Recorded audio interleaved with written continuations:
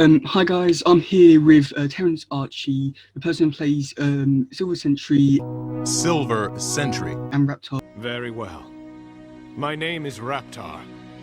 I am an avian. on the 2003 TMNT show. Hello, everybody. Hello. So the first question is, did you watch the other versions of the Turtles? Yeah, I have seen a few versions, including the new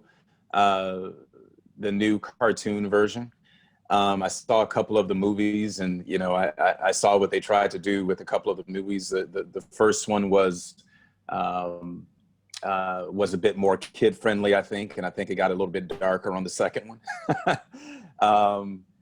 But yeah, I've seen quite a few of them. How did you find out about the TV show?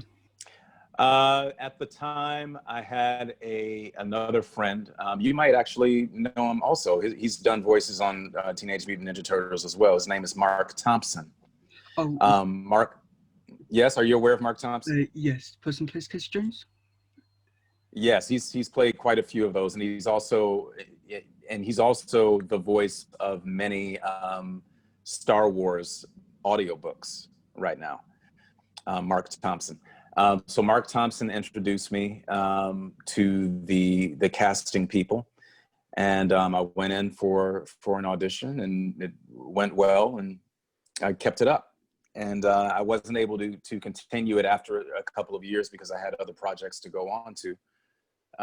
But I was introduced by a friend of mine, by Mark. What's the auditioning process like? Well, what I recall is you go into a little booth, and it really is pretty straightforward. They ask what your take on the character is, and they have you have a go at it for a couple of times, and then you may make a couple of adjustments. But really, for me, what I brought was just myself. I decided to imagine what I would be like as a superhero. And if I had all the given circumstances and the powers of a superhero guy, what would I do? How would I sound? And so it really kind of fell pretty naturally, because it wasn't so much about a character. It was about what I would do if I was just in that situation. Was your voice any different from the character voices? It's not, well, like, I think that I'm trying to remember the voice, the sound of the voice of his voice was, oh, there you go. The sound of his voice was more like, Turtle Titan. How did he say it? There was the first episode, he said, you're in way over your head, Turtle Titan. You're in way over your head. And so you try to lock into that kind of bravado and extreme confidence of someone who's invincible. And of course, in that episode, as you may remember, Dr. Malignus captured the Silver Sentry and rendered him mute. So it was an interesting contrast from the beginning of that episode to see him so confident, and then to see him captured by his arch nemesis at the end of that episode. Towards the end of that episode. Was it difficult to get into the character? No, I don't think it was that difficult, because it's all pretend. I think a lot of times when performers do voiceovers, or when they do a role on TV or film, a lot of people think they must have really did this, and they must have really did that for this role. They must have really worked hard. And true, I do work hard, but sometimes you come across a role that really just falls right into the pocket for you, and it falls out of your lips and out of your voice really, really easily. And that character is a character that really I've been playing since I was a kid. The superhero guy who comes to save the day. I think we all have those characters that we played when we were children, and we're all lucky if we get a chance to make some sort of living doing it. But really, I have to say, I can't say anything too complicated about it. I would just say that it was all in good fun, and it was pretend. It's just pretend, Yeah. Yeah. So it wasn't that that difficult at that time. I don't recall it being that difficult. Yeah. Did you audition for any other roles other than the two which you did? Well, I think you mentioned Raptar, and honestly, there were some other characters that I've done just being called in by the office to just cover some roles. Honestly, I don't remember all of them. There were maybe three or four of them, and I would just use a different affectation on my voice, like Raptar might be something like this, or there was another kind of mutant creature guy who had a different type of voice. And it's fun playing with different types of voices, because it kind of changes your body a little bit. If you've ever put on a different voice, if you've ever imitated your uncle or someone at school or a teacher or something, it kind of changes your body a little bit. Your body gets a little bit more rigid or gets a little bit more loose depending on who you're imitating. So some of the other guys like Raptar, and there was another one, maybe some guy with the rhinoceros head or something. I forget who these guys are. It's been so long. But yeah, I just know Raptar is one of them, and another creature guy with a rhinoceros head, I believe. And was there any plans and for like any of your characters to come back in an episode, but it didn't get released? I don't recall. I think everything that I filmed has been seen. And I think after I left, I think someone else may have taken over the voice. But as far as I know, all that's to be seen has been seen. There's something I want to show you, actually. A fan sent me this. This is a Teenage Mutant Ninja Turtle limited edition Silver Century action figure. Oh, Have you ever seen that? Yep, have one right here. Whoa! You've opened yours. This isn't even open yet. Oh no! I made a bad decision to open my own. Well, I was younger at that time, but yeah. It's a really good figure. I'll say that. Yeah. I mean, it really is it doesn't have all of the articulations. A lot of figures have articulations in the knees and the elbows and whatnot that makes them more flexible. But I think this is really just for show, to just show the majesty of Silver Century. And he's got also the little lightning bolts, because he used to shoot things from his hands. So he's got some lightning bolts in there. The accessories, do you still have those? Yes. Oh, that's cool. I've never opened it. Yeah, so that's cool.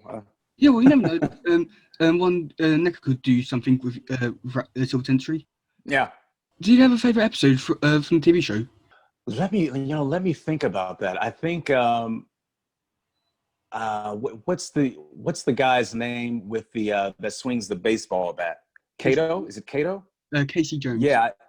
Casey Jones. Casey Jones. When Casey Jones first came on the scene, I like his first introductory episode. I always like the introductory episodes that give you a background into the characters, and then the turtles have to adjust to meeting new superheroes. I always like the origin stories. But of course, I'm going to be a little bit biased. I love I actually do love when the Silver Century first came in, because before, when you look at the Teenage Mutant Ninja Turtles and all of their adversaries, they don't really have a lot of superpowers, right? So when the Silver Century flew in, it was like, wow, I didn't know that he was a part of that world, that universe, that they actually have superheroes with true superpowers. And so when I first read about it before I even did the role, I was like, wow, this is, I didn't know that the Teenage Mutant Ninja Turtle universe expanded to include superpowers like that. So I'm going to be a little bit biased with that. So I'll say that that was a really fun episode to watch when the Silver Century first came on screen. But anytime a new character comes on, I love that type of stuff, those origin stories. Yeah, I just want to say that your introduction episode was a very good one. Like for me, it had like a very like for me, like I had a personal connection with it because like for one of my birthdays, I got a DVD with your episode on, and because I was only allowed to watch one episode that night, I chose your one, and I still remember watching it. Yeah, it's good fun. Did you watch the TV show at the time?